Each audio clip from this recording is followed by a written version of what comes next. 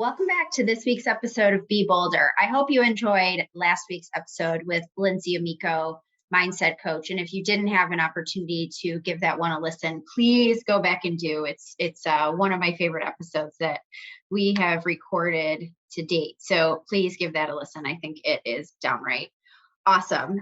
Today, we're going to sort of start to put a bow on what we've been talking about over the last several weeks. Be it, we've talked about consistency and accountability and dedication and awareness and kind of buttoning those things together. But how do we even get here in the first place? And part of that is just by becoming committed to the thing that we are super passionate about or our goal. And so that is different than being consistent, and it is different than dedication. Commitment is the thing that we kind of anchor to when we stack hands with a team, stack hands with ourselves, and say, this is the thing that we're going to go forth and do and seek to accomplish. So without further ado, let's dive into that this week.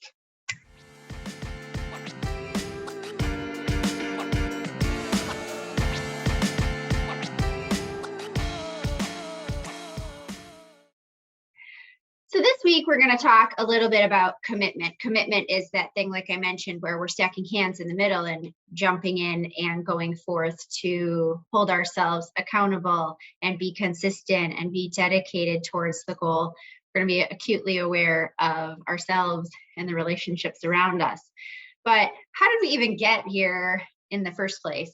Sort of Quentin Tarantinoing this, I guess. Maybe I didn't really talk about commitment, but I did a little and then I sort of ignored it, and we're coming back to it here at the end.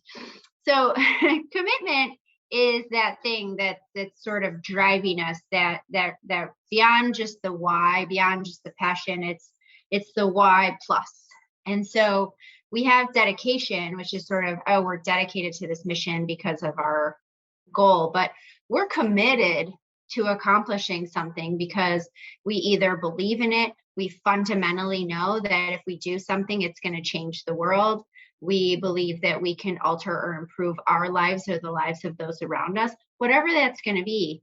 But we are committed to that cause and that belief.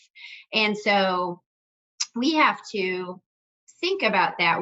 That is our why in terms of what is it that we're doing, but staying incredibly committed to that when things get tough and they get hard and we don't want to. So when we think about commitment, we oftentimes are driven by something that's deep within us. And we kind of get this feeling or this emotion and this guttural sense that we should be doing something. And then those of us who are being consistent and accountable and aware and dedicated are able to stay committed to the thing that it is that we're trying to do and ultimately accomplish that goal. But when we're incredibly committed to something, it is oftentimes something that is cellular. It goes beyond just the goal that we write up on the whiteboard or the objectives or the OKRs or the KPIs or whatever it is that we're going to be talking about. No, it is more than that. It becomes almost a sense of us. And the reason we become so dedicated to it or passionate about it or whatever is because we feel it at a mitochondrial level, that we are committed to something that is bigger than us usually, right? And so that's why in earlier episodes I've talked about, well, if money is your main driver, that's great, but that's only going to move you so far. Instead, when you're committed to something that is truly a thing that you are passionate about and truly a thing that you feel fundamentally is almost a part of you, think about how much more likely you are to want to accomplish that goal. Why? Because why do we want to let ourselves down? We don't, right? We want to hold true to ourselves. We want to make sure that we are becoming as beautiful as possible. And as part of that, that's commitment. That's that sense deep down inside that says, I can, I shall, I will. And so those are the things that I think we need to kind of keep in mind as we're being committed to something. And that's why oftentimes we're able to push through things that are much harder than normally we would be able to, because why would we want to let ourselves down? Now I'm going to put an asterisk there, and then also talk about a couple things. One of the principles I always believe in terms of commitment is that we keep the promises that we make to ourselves. It's one thing if you make a promise that you can't keep to someone else, and you've got to double back on that, and you've got to apologize and try to make good and whatnot on that. But when we make promises to ourselves, that is us, right? That we are it, and we're really doing a lot of the things that we're doing for us. And that, I don't say that in a selfish way. I say that in a way that because if we're doing the best things for us, we're ultimately doing the best things for the universe and those around us.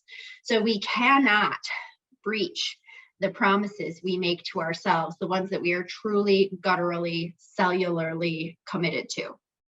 And so if you are committed to growing your business, and you are committed to developing your team around you so that you can achieve some objectives and ultimately change the world, those are things you can't let up on.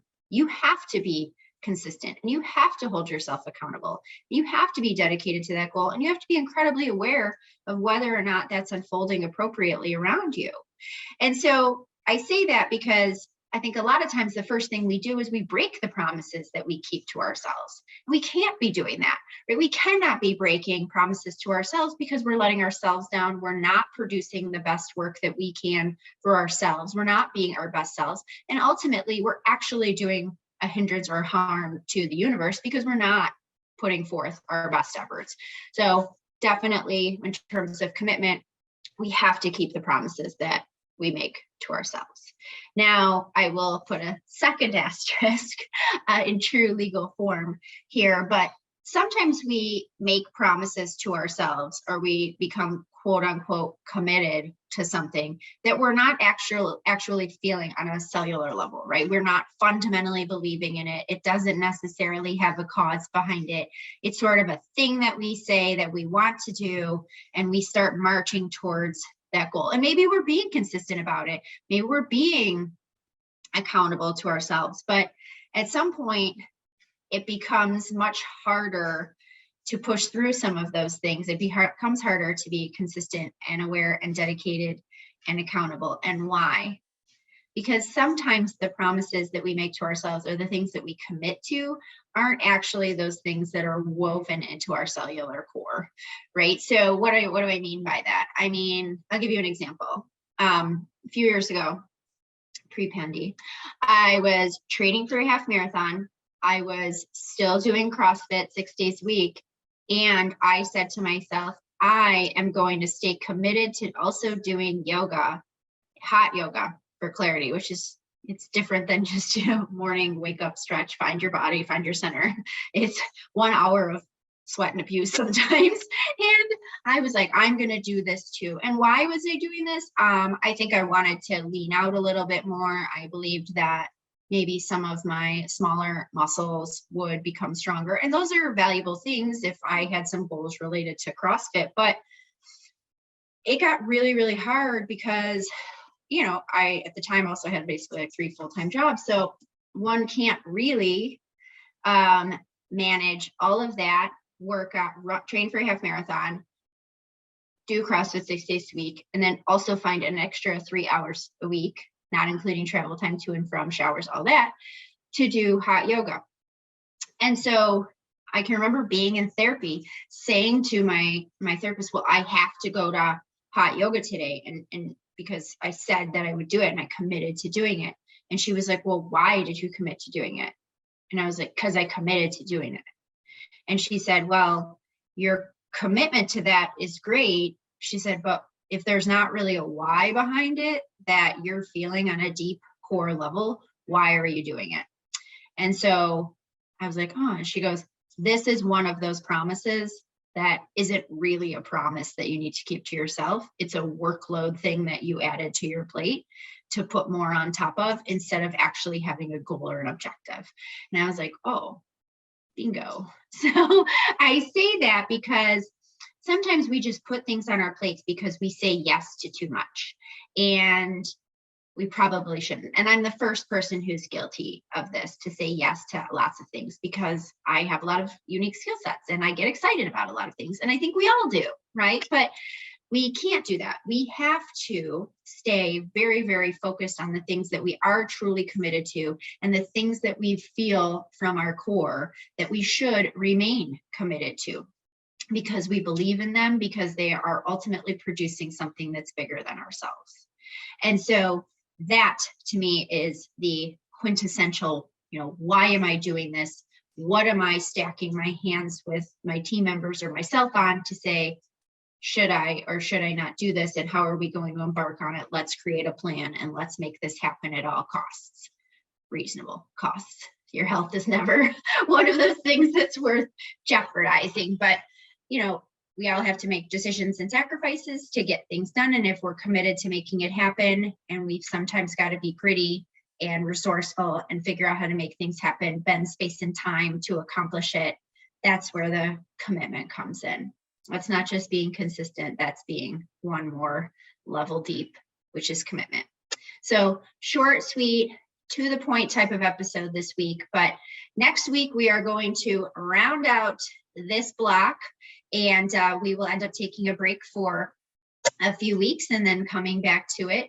But before I chat for the day, I'd be remiss if I didn't mention our 2 book club books, The Great Fight for the Right to Vote, and the other one, Under the Whispering Door. So as you're thinking about whichever one of those books that you may be reading, I would challenge you to say to yourself, hey, each of these people were wildly committed to the cause. In the Right to Vote book, think about how focused people had to be on a cause when there were lynchings and threats and hostilities and anger and horrible things said. And yet people had to forge on and push on to try to push forth their goal and their mission. But it was something that was bigger than themselves. So that's why oftentimes they were able to dig deep and do it. On the flip of it, the protagonist in the fiction novel, really, they're thinking about, okay, well, I'm committed to being a better person. That is a pretty deep goal. And, how often have we all committed to say, I'm going to be a better person? I'm going to do X, Y, and Z to become a better person. But then when you have to do those things and you have to break old habits, how easy or hard is that for you to do? So with that, I hope you're enjoying those books. And naturally, if you have questions, don't hesitate to shoot those over to us on our website here or through the Substack. And as always, thanks for listening. And don't just be bold, stay committed and be bolder. Thanks for tuning in this week and every week. If you haven't yet, subscribe and leave us a review. You can follow Be Bolder and myself on Insta at BeBolderCast, and me personally at legally_Linz. You can watch this episode on YouTube and subscribe to our new companion newsletter, Be Bolder Bibliosophs, in the show notes. We'll see you back here next Tuesday.